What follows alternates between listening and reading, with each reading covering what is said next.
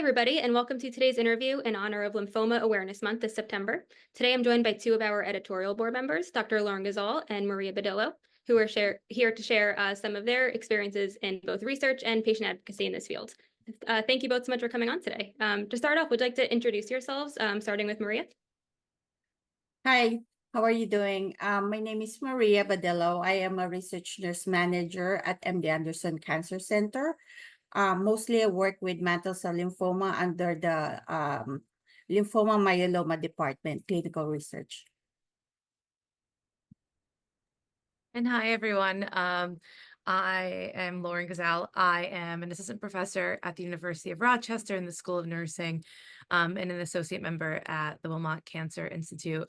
And I'm, really honored today to talk from my perspective as a young adult cancer survivor, specifically diagnosed with lymphoma. So, thanks for having me on. Of course, glad to have both of you on today.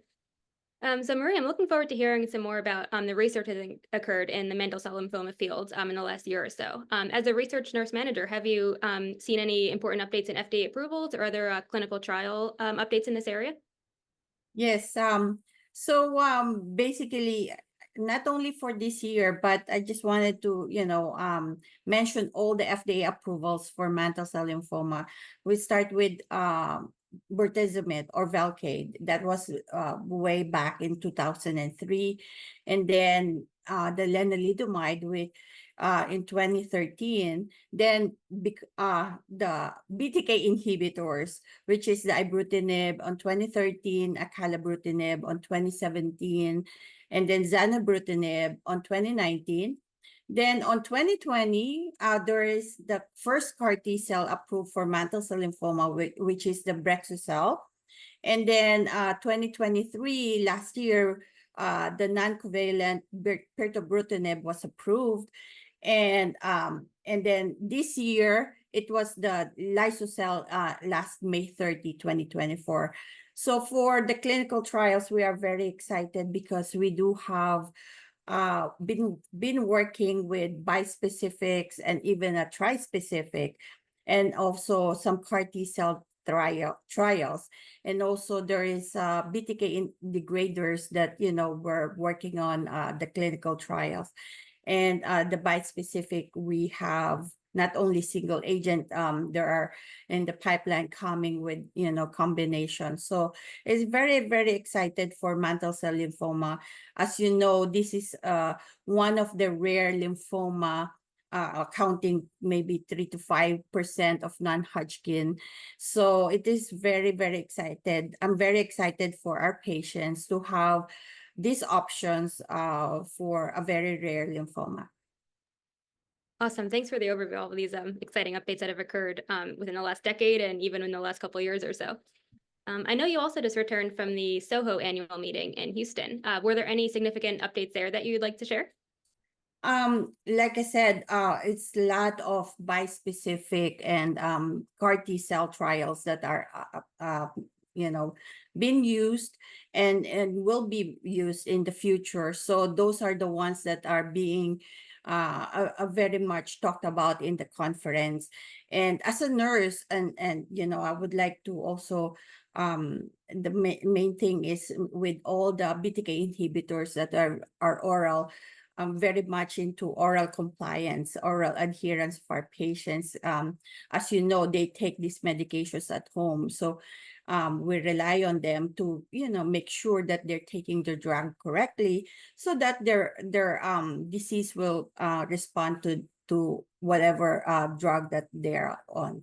But for SOHO, it's very exciting to hear all these updates about new drugs, especially for bispecific and CAR T cell trials.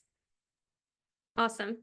So with all these new developments that are coming down the pipe in the next couple of years, is there anything that you're most excited to see or most excited to tell your patients about and keep an eye on the horizon for? Well, I think everyone is excited about bispecifics because compared to CAR T cell, sometimes it's especially in the community, it's you don't have that access. So I'm hoping, and we see all these other bispecific products and treatments be approved in the future, because I think it's easier for our patients to have access to these drugs. For sure. That's great to hear about. Lauren, so switching over to you now. You're here as both a nurse and a patient and patient advocate today. Today, you're kind of wearing the patient advocate hat, and you're going to be sharing a little bit about your experience as a Hodgkin lymphoma survivor. I'd like to tell us a little bit about your experience as well as survivorship. Yeah, so I'm very thrilled I'm here with a fellow nurse too, Maria, and have many questions for her too on her trajectory to your specific role in cancer research too after as a nurse, because I think that's really interesting that many people don't know just how many different things you can do when you become a nurse.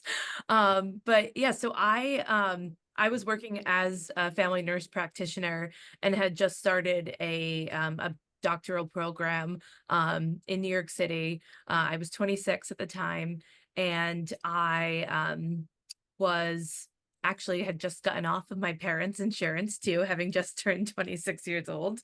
I was very passionate about research. I had not known about cancer survivorship research at that point, but I was really interested in looking at the nurse workforce actually, and had done some work prior to that. So started the PhD program, was focused on being a researcher. And then really unexpectedly, a few months into my PhD program, I was diagnosed with stage 2 Hodgkin lymphoma. I think looking back at that period, which was now 6 years ago, I within weeks went from being a provider, being a nurse practitioner where I was doing lymph node exams and checking other people's supraclavicular nodes, to me being on the patient bed and having my supraclavicular nodes checked, and then me getting my blood drawn and me getting testing.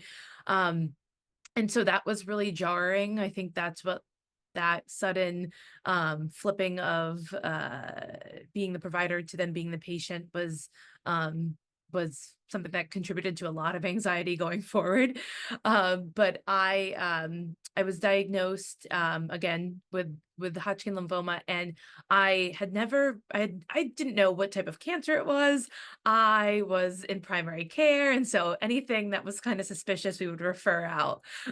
So I wasn't well versed in the cancer lingo and really the language of oncology. And so I quickly and within weeks, studied as much as I could about Hodgkin lymphoma. I, spoke with my oncology team. I got a second opinion. I spoke with all my friends who were oncology nurses, just to hear their thoughts on, okay, PICC line versus port. What should I actually take this Zofran? Should I even take medicine? I'm going to be fine after chemo.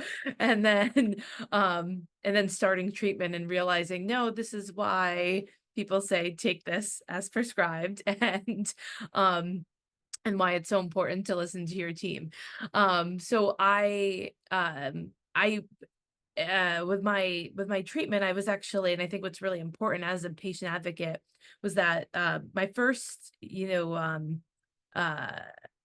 proposal for a course of treatment in where I was initially getting treatment gave the plan for 12 months of chemotherapy with radiation, and then got a second opinion at another center, and it was dramatically cut in half the treatment I would need without radiation.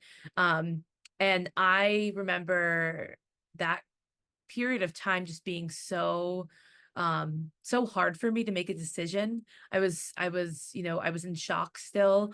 I didn't know, I didn't have the skills and tools to make that decision, because I didn't know what to ask. I didn't know who to really confide in and talk to about what I should be doing. And then I had one oncologist who was incredible from the get-go that immediately there was the climate in the room was that I could be very open and vulnerable with her and talk about any hesitation.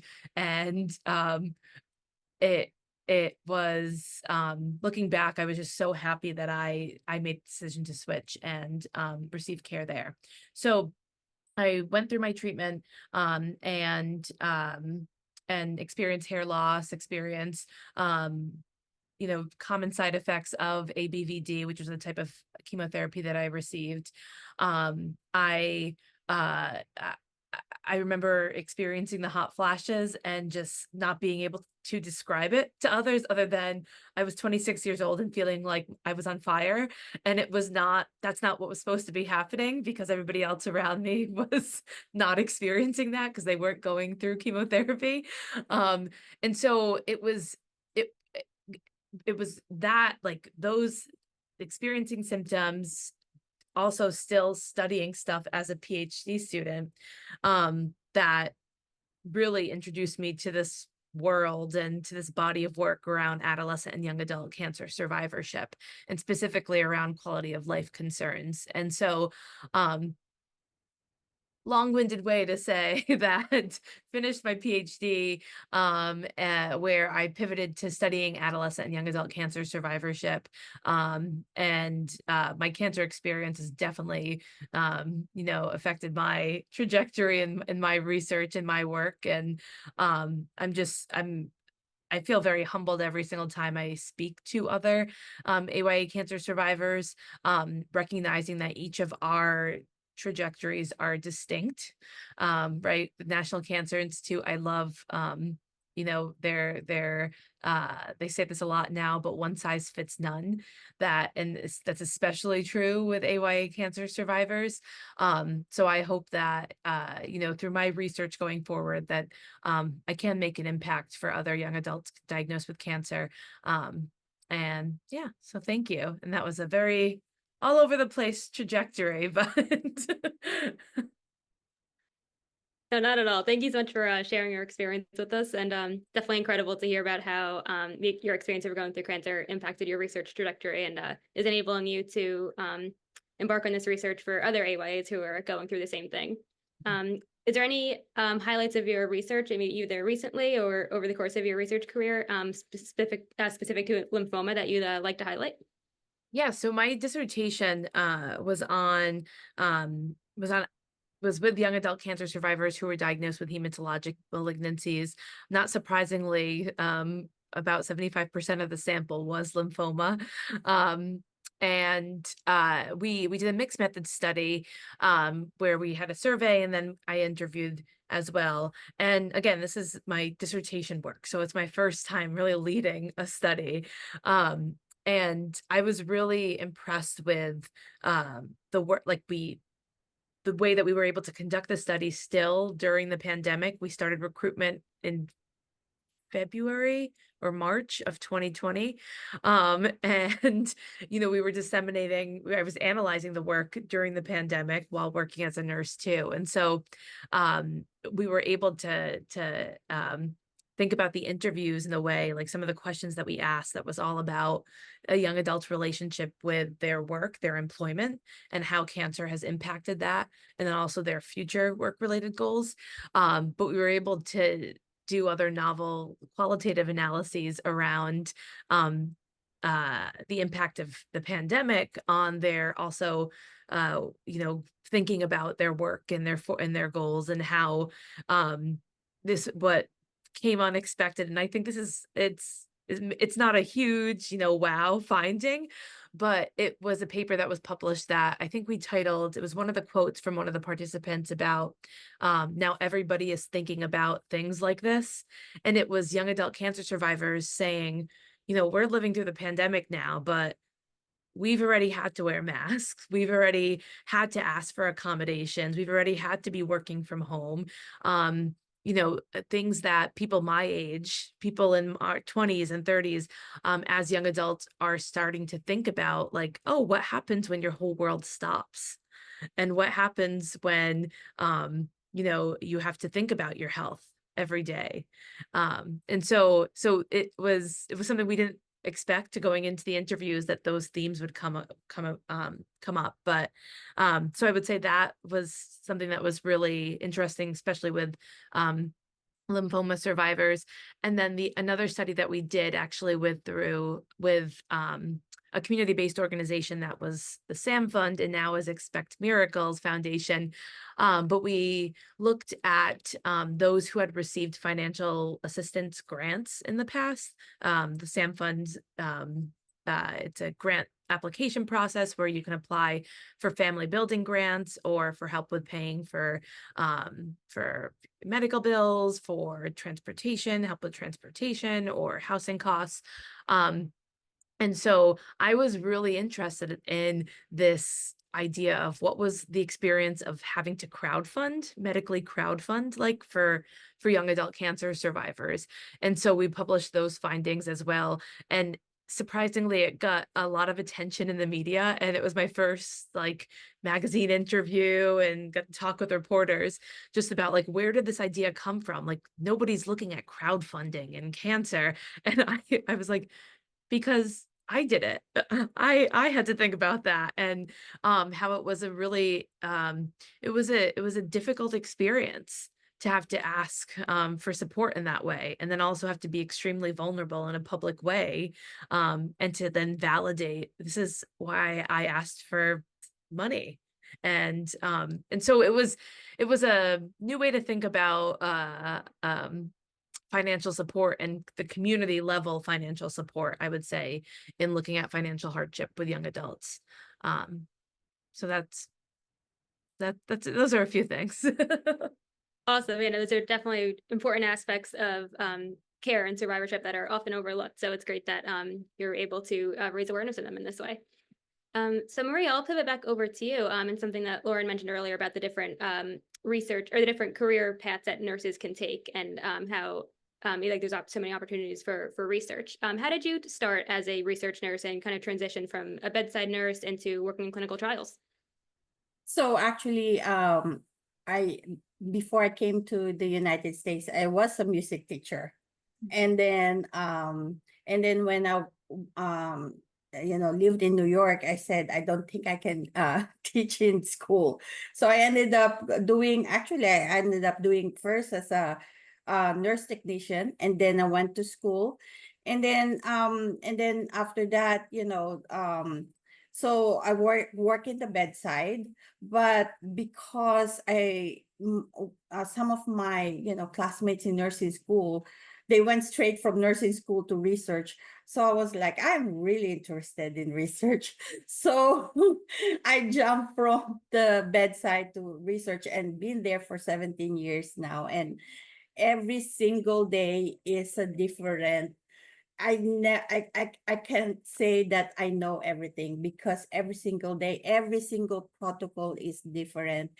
And you get excited when we open a new one, you get excited because there's a new options for our patients. And for mantle cell lymphoma, most of our patients are, unlike Lauren, our patients are elderly. So they're like the median age is 68 years old. So they have, comorbidities. By the time they get diagnosed, they already have other issues. So, and then now with mantle cell lymphoma. But when I first started in research, I had patients that, previously, like I started in 2008. So there's really not much FDA approved drugs yet. So I've seen some patients that really elderly with, big nodes, and sometimes, of course, chemotherapy is there, but it's hard on them, having been elderly, going through chemo. Like Lauren said, those side effects are not easy to go through. So, but right now, with all these new drugs available for our patients, it's immunotherapy is easier for them to take the drug, especially these oral drugs, right? That they can be home. They don't need to go to to the clinic and get IV. But like I said, I started with bedside. I made sure that I get all the skills that I need to be in research, because in research you need all this, not because you're only doing paperwork, but we are hands-on with our patients. So you're like you're basically a nurse taking care of the patients. Can I ask a question? Sure. I think we can both, respond to this too, and I'm happy to start. But I think with it being the focus on lymphoma, have there been any resources, community organizations that have really helped your patients? And I think personally with me, I received like a patient scholarship or patient grant. It was to help with financial burden from the Leukemia Lymphoma Society. And I would never have known about that if it weren't for my nurse to say, apply for this. But what have you seen in your patients too? And I know you said it's a different population, but I'd love to hear. Yes, actually, we use a lot of course, help with our social worker, right? They have the resources. And like you said, LLS is number one supporter for, there are different grants that our patients can apply to.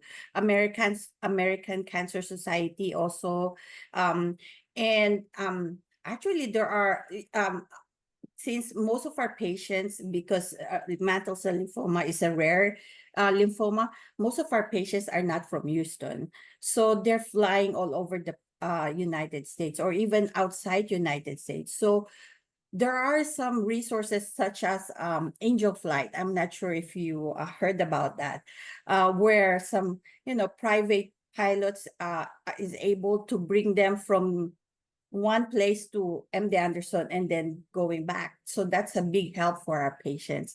And there are many, many resources that our social workers are giving our patients, because travel, I hear you, financial toxicity, that's part of one of the things that we need to think about for our patients. Yeah, I would say that the highlights the important role of social workers.